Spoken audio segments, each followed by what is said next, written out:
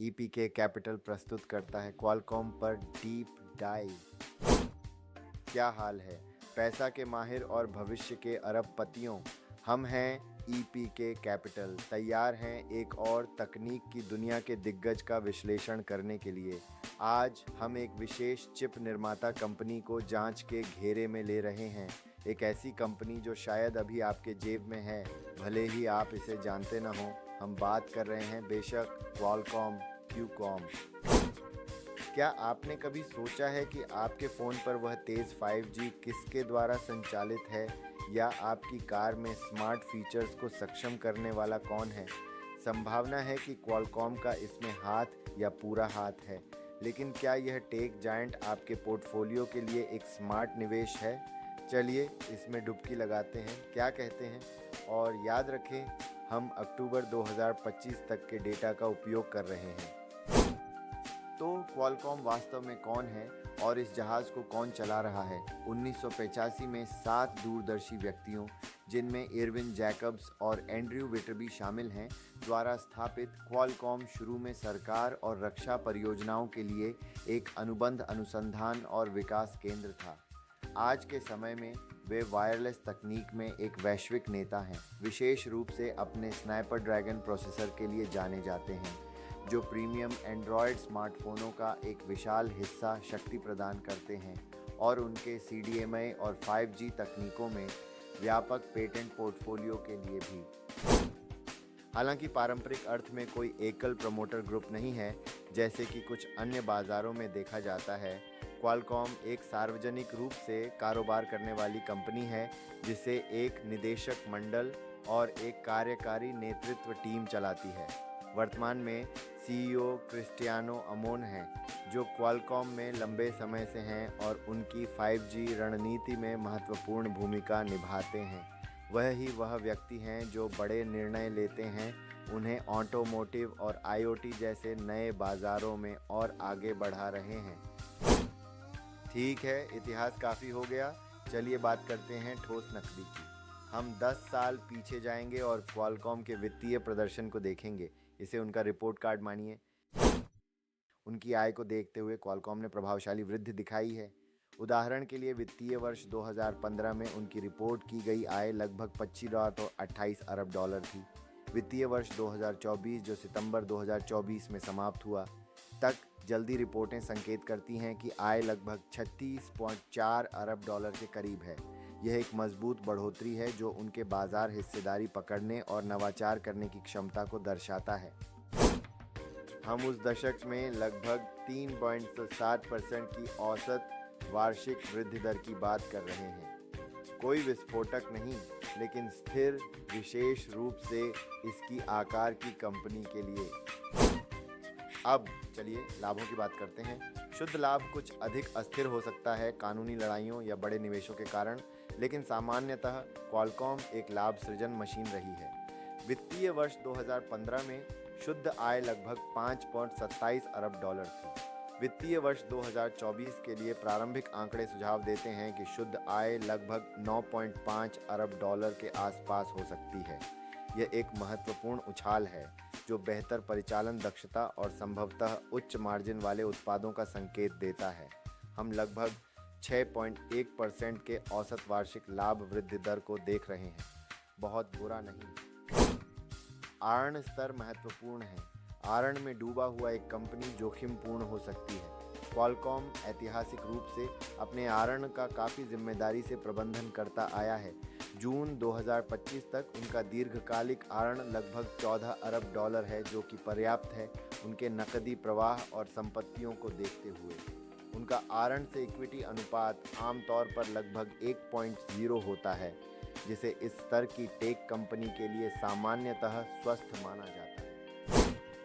और लाभप्रदता, चलिए परिचालन मार्जिन पर नज़र डालते हैं। वित्त वर्ष 2015 में उनका परिचालन मार्जिन लगभग 20.1 था। वित्त वर्ष 2024 के लिए प्रारंभिक अनुमान इसे करीब 28% के पास दर्शाते हैं। यह सुधार बेहतर लागत नियंत्रण और संभावित रूप से मजबूत मूल्य निर्धारण शक्ति का संकेत देता है, जो एक अच्छा संकेत है। अब हमारे तकनीकी विश्लेषण के टोपी पहनने का समय है और स्टॉक चार्ट के क्रिस्टल बॉल में देखें क्यूकॉम की दीर्घकालिक मूल्य क्रिया हमें क्या बताती है। क्वालकॉम के साप्ताहिक या मासिक चार्ट को देखने पर हम पिछले दशक में स्पष्ट ऊपर की प्रवृत्ति देखते हैं, जिसमें समेकन और सुधार के दौर भी शामिल हैं, जो एक ग्रोथ स्टॉक के लिए सामान्य है। ऐतिहासिक रूप से इस स्टॉक को 110 ले $100 की सीमा में मजबूत समर्थन मिला है। इस क्षेत्र ने कई बार महत्वपूर्ण गिरावट के बाद आधार का काम किया है। दूसरी ओर हाल के वर्षों में 200-202 के आसपास प्रतिरोध देखा गया है। इस स्तर को पार करना आगे की संभावित बढ़त का संकेत दे सकता है। अब हमारे पसंदीदा ऑसिलेटर रिलेटिव स्ट्रेंथ इंडेक्स या RSI की बात करते हैं। जब RSI 30 से नीचे गिरता है तो यह अक्सर संकेत देता है कि स्टॉक अधिक बिक चुका है और संभवतः एक उछाल की संभावना है। इसके विपरीत RSI 70 से ऊपर होने पर यह अधिक खरीदी गई स्थिति का संकेत दे सकता है, जो संभवतः एक अल्पकालिक सुधार का संकेत हो सकता है। अक्टूबर 2025 के अनुसार क्यूकॉम के साप्ताहिक चार्ट पर RSI लगभग 55 के आसपास है, जो यह दर्शाता है कि यह न तो अत्यधिक खरीदा गया है और न ही अधिक बेचा गया है, बल्कि यह एक तुलनात्मक रूप से तटस्थ क्षेत्र में है। यह संकेत देता है कि स्टॉक वर्तमान में व्यापक बाजार भावना के साथ चल रहा है, बिना किसी मजबूत तत्काल गति के। अब आप सभी मूल्य निवेशकों के लिए सत्य का क्षण है। क्या क्वालकॉम एक सौदा है, उचित मूल्य पर है, या हम आकाश में पकौड़ी के लिए भुगतान कर रहे हैं? हम इस बार अपने भीतरी बेंजामिन ग्राहम को चैनल करेंगे। बेंजामिन ग्राहम मूल्य निवेश के पिता ने हमें सुरक्षा का मार्जिन देखने का सिखाया, जबकि उनके सटीक सूत्र आज के टेक जायंट्स के लिए थोड़े पुराने हो सकते हैं। हम उनके सिद्धांतों को लागू कर सकते हैं। हम मूल्य आय PE अनुपात जैसी मैट्रिक्स को ऐतिहासिक औसत और उद्योग के साथियों के सापेक्ष देखेंगे और साथ ही मूल्य बुक PB मूल्य पर भी ध्यान देंगे। अक्टूबर 2025 तक क्वालकॉम का पिछड़ा PE अनुपात लगभग 19 टैग है। सेमीकंडक्टर कंपनियों के लिए उद्योग का औसत भिन्न हो सकता है, लेकिन सामान्यतः यह 20 से 30x के बीच रहता है। क्वालकॉम का ऐतिहासिक PE अक्सर कम से मध्यम 20 के दशक में रहा है। तो यह हमें क्या बताता है? 19x पर क्वालकॉम अपने ऐतिहासिक औसत और कुछ उच्च विकास करने वाले साथियों की तुलना में थोड़ी छूट पर ट्रेड कर रहा प्रतीत होता है। इसका प्राइस टू बुक अनुपात लगभग 5x है, जो कि एक तकनीकी कंपनी के लिए भी उचित है, जिसमें महत्वपूर्ण बौद्धिक संपदा है।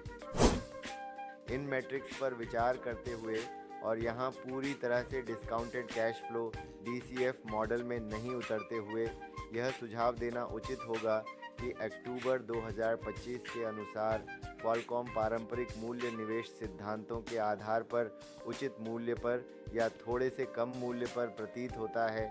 यह कोई बहुत बड़ा सौदा नहीं है, लेकिन आप शायद बहुत अधिक भुगतान भी नहीं कर रहे हैं। बाजार इसकी स्थिर वृद्धि और मजबूत बाजार स्थिति को मूल्यांकित कर रहा है। हर निवेश के अपने देवदूत और शैतान होते हैं। चलिए अभी क्वालकॉम में निवेश करने के फायदे और नुकसान का वजन करते हैं। बुल बनाम भालू।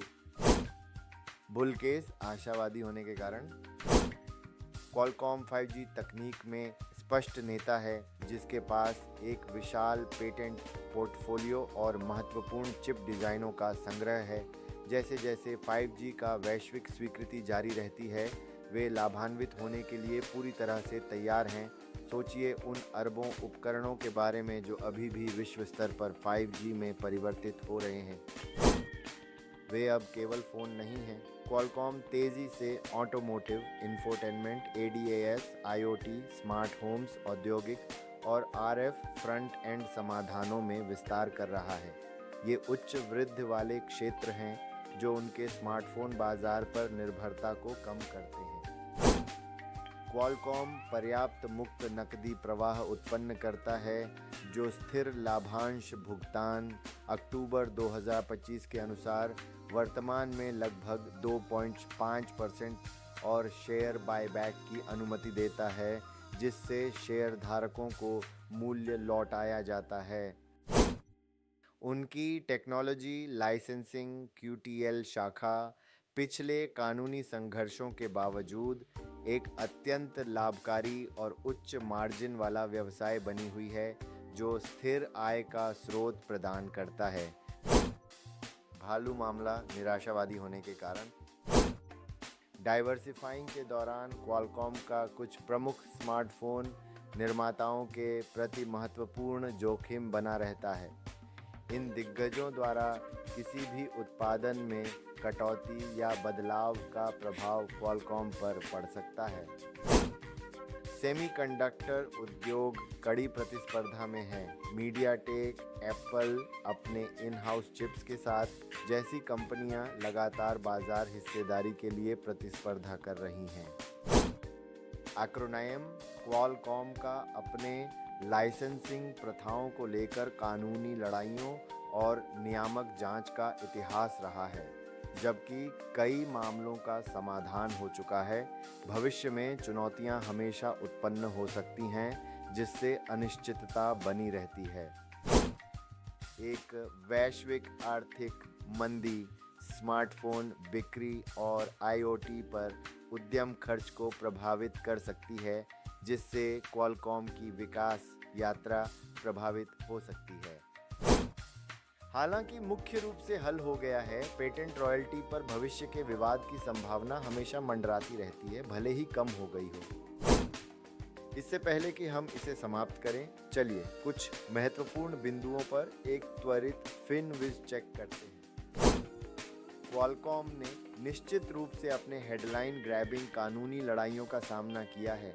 सबसे उल्लेखनीय रूप से एप्पल और विश्व भर के विभिन्न नियामक निकायों जैसे FTC और एंटी ट्रस्ट नियामकों के साथ अपने पेटेंट लाइसेंसिंग प्रथाओं को लेकर। मूल रूप से आलोचकों का तर्क था कि क्वालकॉम अत्यधिक रॉयल्टी चार्ज कर रहा था और अपने बाजार प्रभुत्व का अनुचित लाभ उठा रहा था, जबकि इन कई विवादों का समाधान हो चुका है या वे अतीत में हैं, जैसे 2019 में एप्पल समझौता, 2020 में FTC अपील जीत। इतिहास इस बात को रेखांकित करता है कि उनके व्यवसाय मॉडल में नियामक जोखिम अंतर्निहित है। वर्तमान में अक्टूबर 2025 तक ऐसी कोई बड़ी चल रही घोटाले या विवाद नहीं है, लेकिन यह हमेशा जागरूक रहने वाली बात है। वैश्विक बाजार स्थिति। वैश्विक बाजार में क्वालकॉम एक पूर्ण शक्ति है। वे स्मार्टफोन एप्लीकेशन प्रोसेसर में निर्विवाद नेता हैं, विशेष रूप से प्रीमियम एंड्रॉयड उपकरणों के लिए। वे 5G मॉडेम तकनीक में भी प्रमुख स्थिति रखते हैं। ऑटोमोटिव में उनका विस्तार महत्वपूर्ण प्रगति कर रहा है और वे उभरते हुए लेकिन बढ़ते IoT चिप बाजार में एक प्रमुख खिलाड़ी हैं। उनका वैश्विक पहुंच और तकनीकी नेतृत्व निर्विवाद है। तो दोस्तों, यह रहा क्वालकॉम की आकर्षक दुनिया में गहरी झलक। हमने एक ऐसी कंपनी देखी है जिसकी नवाचार और विकास का मजबूत इतिहास है, विशेष रूप से महत्वपूर्ण 5G क्षेत्र में, और पिछले दशक में वित्तीय प्रदर्शन का प्रभावशाली ट्रैक रिकॉर्ड है, जिसमें स्वस्थ राजस्व और लाभ वृद्धि और प्रबंधनीय आरण शामिल हैं। तकनीकी रूप से स्टॉक दीर्घकालिक ऊपर की प्रवृत्ति दिखाता है, जिसमें पहचाने जाने योग्य समर्थन और प्रतिरोध स्तर हैं। मूल्य दृष्टिकोण से क्यूकॉम उचित से थोड़ा कम मूल्यवान प्रतीत होता है, वर्तमान मैट्रिक्स के आधार पर एक उचित प्रवेश बिंदु प्रदान करता है। बी बुल केस प्रेरक है, जो 5G नेतृत्व और ऑटोमोटिव जैसी रोमांचक नई बाजारों में विविधता से प्रेरित है। हालांकि बियर केस हमें तीव्र प्रतिस्पर्धा और नियामक जोखिमों के सदा मौजूद साए की याद दिलाता है। अंततः क्वालकॉम में निवेश किसी भी स्टॉक की तरह आपकी अपनी जोखिम सहनशीलता और निवेश लक्ष्यों पर सावधानीपूर्वक विचार करने की आवश्यकता है। क्या यह एक तकनीकी दिग्गज है जो निरंतर सफलता के लिए तैयार है, या प्रतिस्पर्धात्मक दबाव और नियामक निगरानी बहुत अधिक है, यह निर्णय आपका है। और यह था हमारे पास इस वीडियो के लिए। अस्वीकरण: यह वीडियो केवल जानकारी और मनोरंजन के उद्देश्य से है और इसे वित्तीय सलाह के रूप में नहीं माना जाना चाहिए। किसी भी निवेश निर्णय से पहले हमेशा एक योग्य वित्तीय पेशेवर से परामर्श करें। स्टॉक मार्केट में निवेश में जोखिम शामिल है, जिसमें मूलधन का संभावित नुकसान भी शामिल है।